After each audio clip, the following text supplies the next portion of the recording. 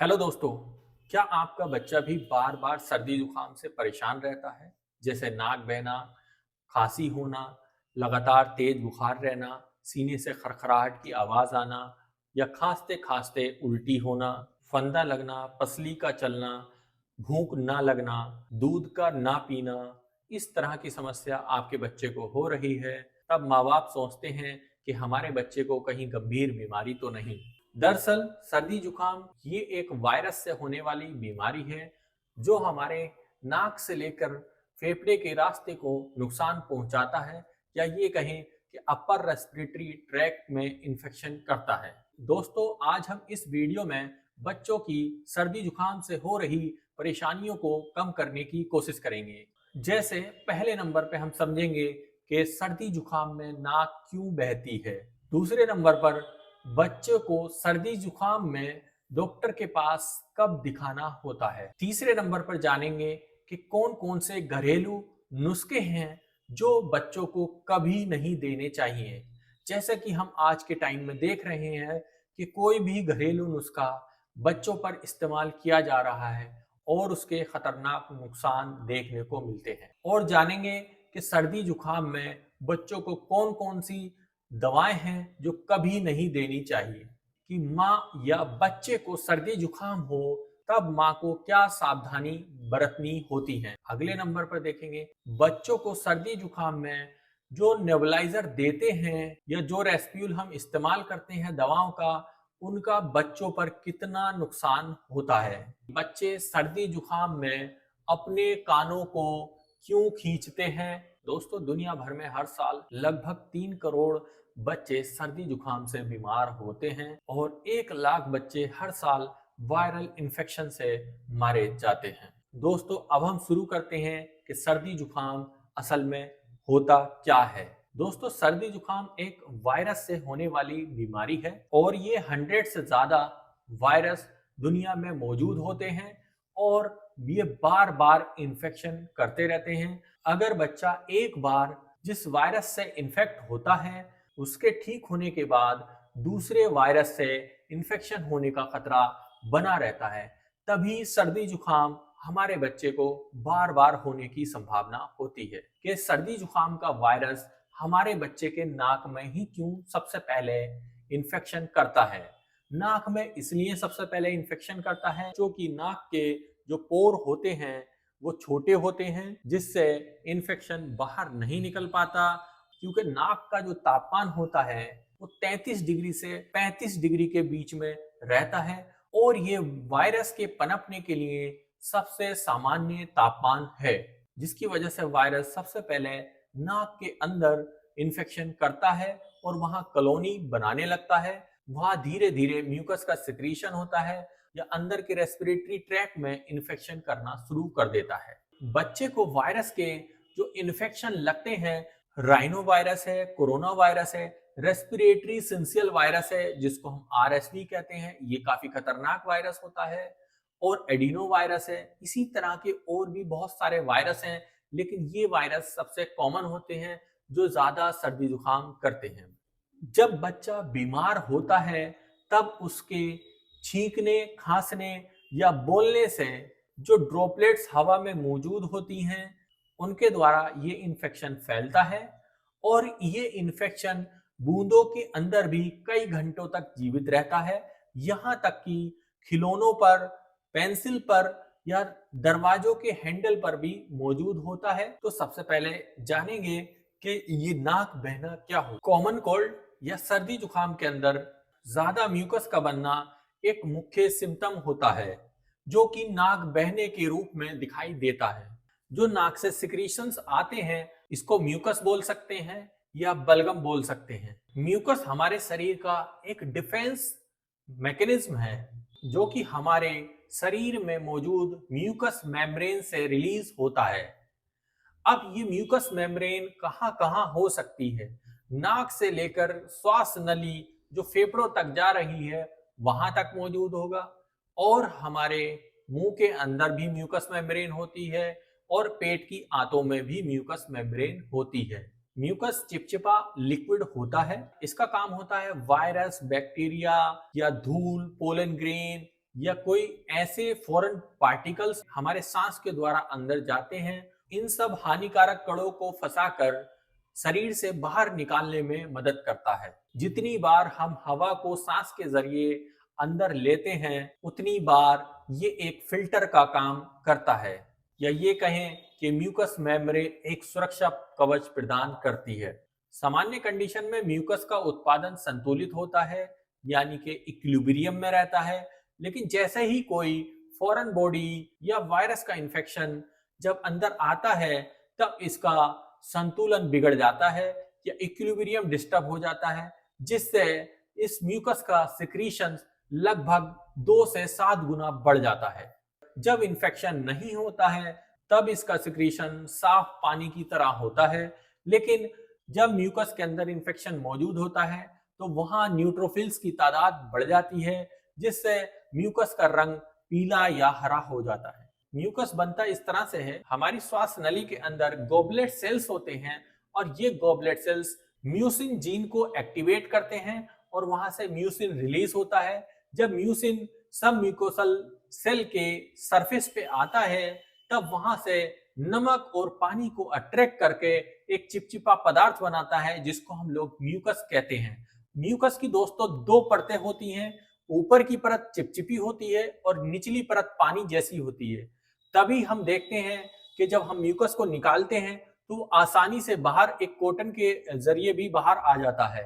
अगर निचली परत चिपचिपी होती, तब वो आसानी से नहीं आता। फिर इस म्यूकस को सीलिया द्वारा ऊपर और नीचे धकेला जाता है। जब ऊपर की तरफ धकेला जाता है, तो नाक से पानी आता है, और नीचे जाता है तो बलगम बनता है। कई बार ऐसा होता है कि ये जो ऊपर और नीचे का ट्रैक है, ये ब्लॉक होने लगता है। जब ब्लॉक होगा, तो ये बलगम पीछे की तरफ जाएगा और नीचे लंग्स में जाके इन्फेक्शन कर सकता है, जिसको हम लोग ये बोलते हैं कि कभी कभी वायरस लोअर रेस्पिरेटरी ट्रैक में भी इन्फेक्शन कर सकता है। तब इसको हम लोग ज्यादा गंभीर मानते हैं, और ऐसी स्थिति में तुरंत बच्चे को डॉक्टर को दिखाना होता है। जब ये अत्यधिक म्यूकस हमारे नाक से नहीं निकल पाता या मुंह के रास्ते नहीं निकल पाता, तब ये यूस्टिशियन ट्यूब, जो हमारे कानों की एक ट्यूब है जो गले और नाक से जुड़ी है, वहां पे इसका इन्फेक्शन पहुंचने लगता है। और जब वहां इन्फेक्शन पहुंचता है, तो कानों में खुजली या कानों में मवाद आने का खतरा बढ़ जाता है, जिसको हम लोग ओटाइटिस मीडिया बोलते हैं। जब ये ब्लॉकेज हमारी नाक के अंदर रहता है या म्यूकस बाहर नहीं निकल पाता, तब हमारे चेहरे में जो खोखली हड्डी है, जो हमारे चेहरे को हल्का करती है, उसके अंदर भी म्यूकस की मेम्ब्रेन होती है, जिसको हम लोग साइनसेस बोलते हैं। और इन साइनस में भी इन्फ्लामेशन या इन्फेक्शन होने का खतरा बढ़ जाता है, जिसको हम लोग साइनोसाइटिस बोलते हैं। कई बार ऐसा भी देखा गया है, म्यूकस का ब्लॉकेज अस्थमा को भी ट्रिगर कर सकता है। ज्यादातर वायरस के मुख्य जो लक्षण दिखाई देते हैं, बच्चों में ये सिम्टम धीरे धीरे शुरू होते हैं और 1 से 2 हफ्ते तक रह सकते हैं। शुरुआती 1 से 2 दिन के अंदर नाक में खुजली या सूखापन, गले में खराश रहना या हल्का हल्का बुखार जैसे लक्षण दिखाई देते हैं। फिर 3 से 7 दिनों में नाक का बहना शुरू होता है। पहले साफ पानी आता है, फिर बाद में ये पीला या हरा म्यूकस बन जाता है। इससे नाक बंद होने का खतरा बढ़ जाता है। और इसी तरह हल्की खांसी या कभी कभी तेज खांसी, सिर में दर्द, कानों में दर्द, चेहरे पर दर्द और चिड़चिड़ापन, भूख ना लगना, नींद का ना आना जैसे लक्षण देखने को मिलते हैं। सर्दी जुकाम के वायरस का पहला इन्फेक्शन बच्चों पर ज्यादा गंभीर होता है। उसके बाद के इन्फेक्शन उतने गंभीर नहीं होते, क्योंकि बच्चों में पहले इन्फेक्शन के दौरान इम्यूनिटी डेवलप हो चुकी होती है और बच्चों की इम्यूनिटी उस वायरस से बचाव के लिए तैयार होती है। यह 2 साल से कम उम्र के बच्चों में सबसे ज्यादा सर्दी जुकाम का रेस्पिरेटरी सिंसियल वायरस होता है, जिसको हम लोग RSV वायरस बोलते हैं।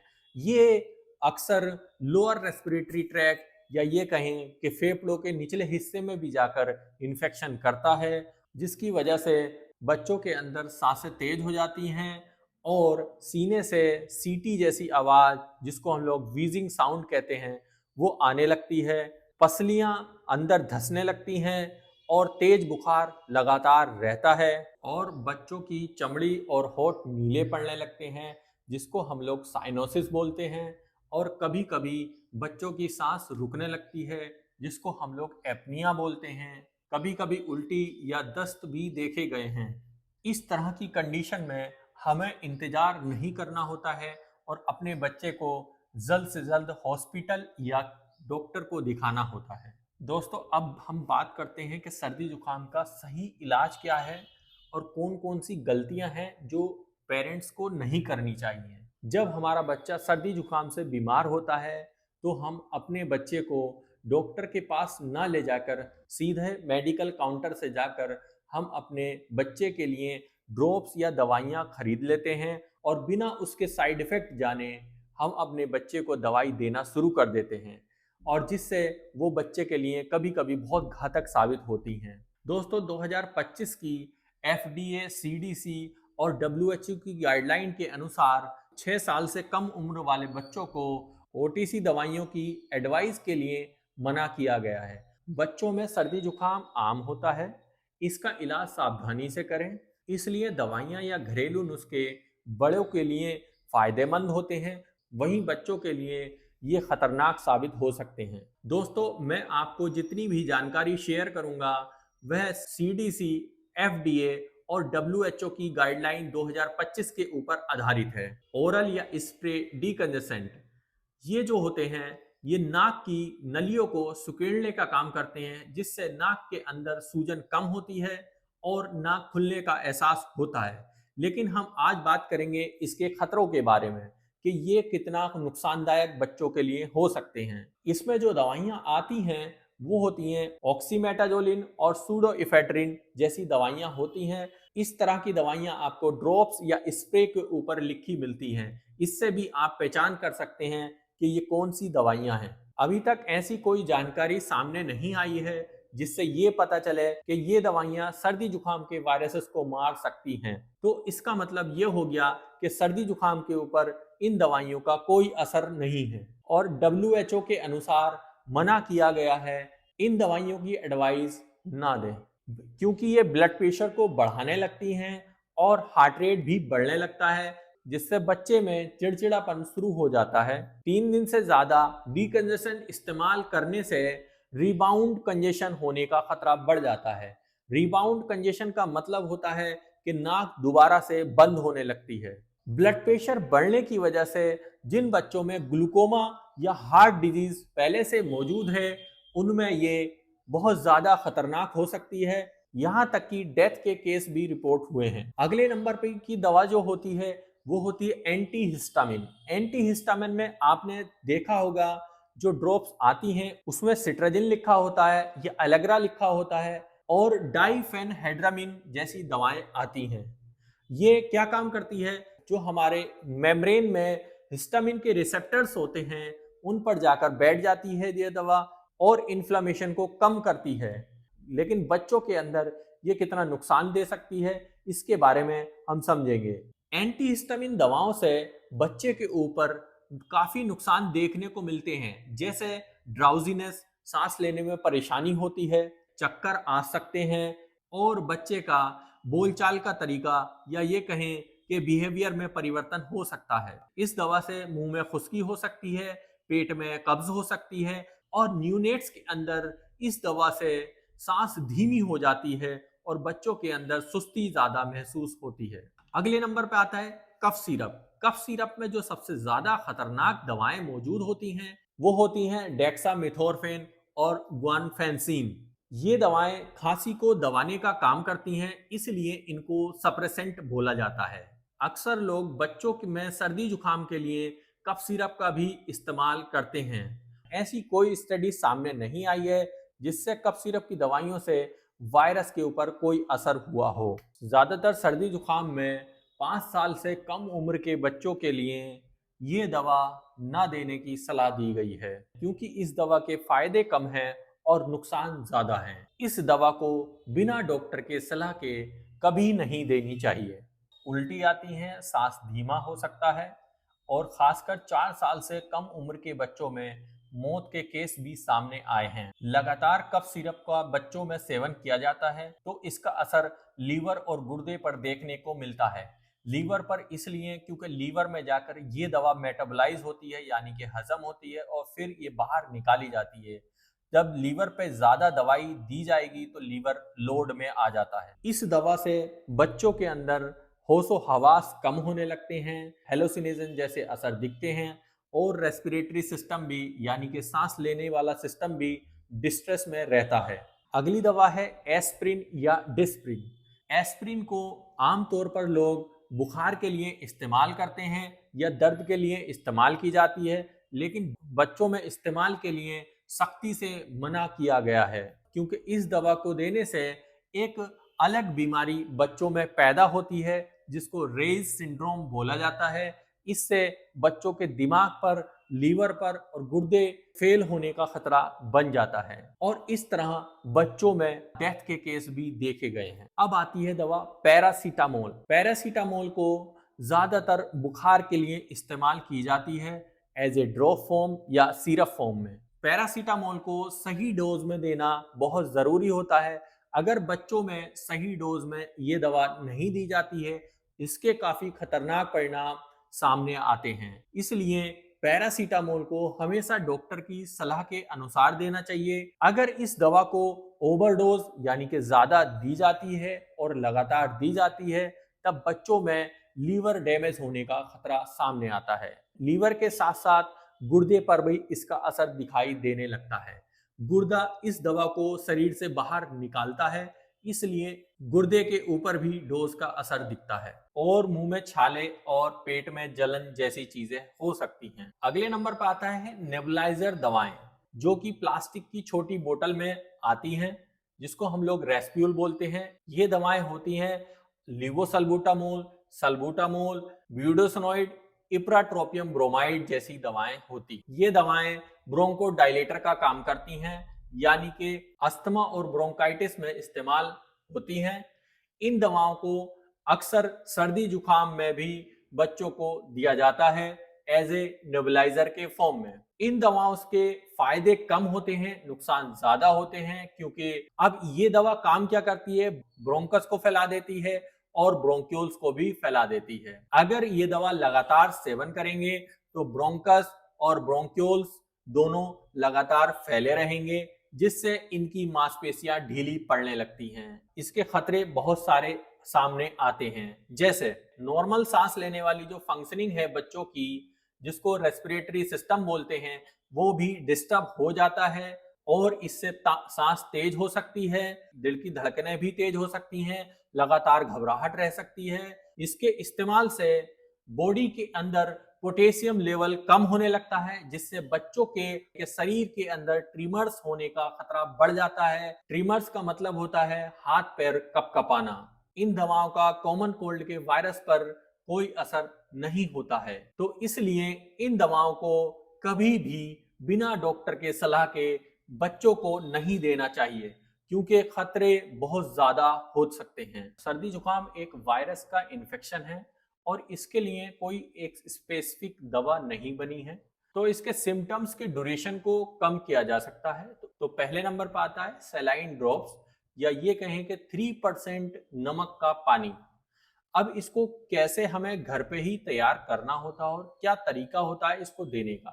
तो 1 चम्मच लगभग 7 ग्राम नमक 1 गिलास गुनगुने साफ पानी में घोल लें। बच्चे के सिर के नीचे तकिया लगाएं और बच्चे को पीठ के बल लेटा दें।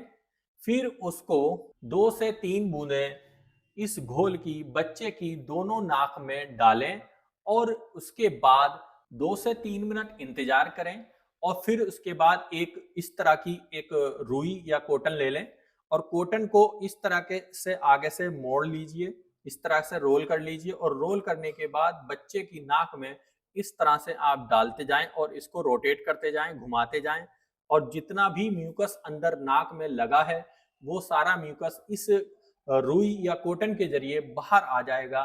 तब बच्चे की नाक खुल जाएगी। नवजात शिशु के अंदर इसका इस्तेमाल 4 से 6 बार तक कर सकते हैं।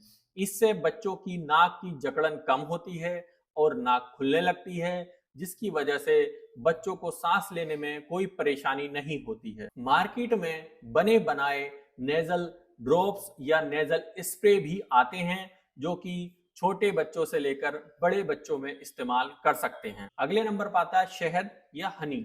इसका इस्तेमाल बहुत ज्यादा सर्दी जुकाम में किया जाता है, लेकिन याद रहे 1 साल से छोटे बच्चों में इसको कभी नहीं देना चाहिए। अगर हम शहद या शहद जैसी चीजों का इस्तेमाल करते हैं, शहद के अंदर एक जहरीला बैक्टीरिया होने का खतरा रहता है, जो कि अगर हम इस्तेमाल करेंगे तो बच्चों के पेट में जाकर ये इन्फेक्शन कर सकता है। इस बैक्टीरिया का नाम है क्लस्ट्रीडियम ब्यूटोलिज्म, जो कि पेट के इन्फेक्शन के लिए बड़ा कारण बनता है। तब 1 साल से ऊपर के बच्चों को शहद किस तरह देना चाहिए और इसके किस तरह के फायदे होते हैं।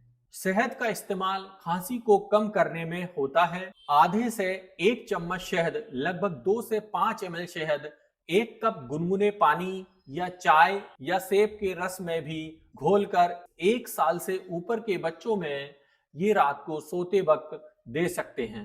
इससे खांसी जो बार बार आती थी उसकी फ्रिक्वेंसी में कमी आती है।